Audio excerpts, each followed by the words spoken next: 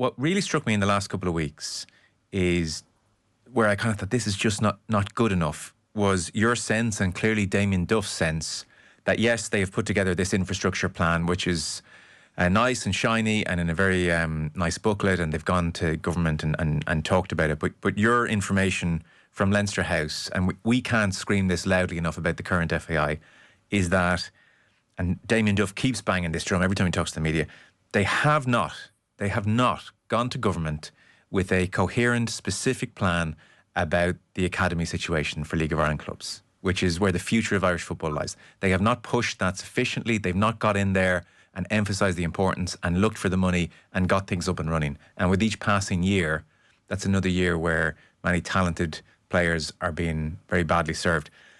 And that is unacceptable. I mean, I can't forgive that. I can actually forgive pretty much everything else we've listed, but I can't forgive that. And so, you know, not quite good riddance or anything, but if you're not going to drive that, then you're not doing a good enough job as CEO.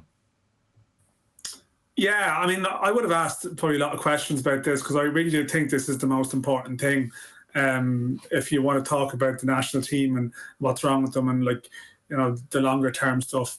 And I'd sort of asking questions at these things and getting answers back. And it's not necessarily, by the way, always from Jonathan Hill, because he hasn't done a huge amount of press, but, you know, you get these responses. There's very positive conversations happening. Then separately, I'll have people getting on to me saying, listen, whatever was said there, these conversations aren't happening at all. And like that, you know, that just makes you wonder. And it just seemed like it was slow. You'd pick up this vibe that maybe, for whatever reason, there was a very methodical approach to how they were going to go about this, but methodical to the point of saying, well, what actually is the plan here?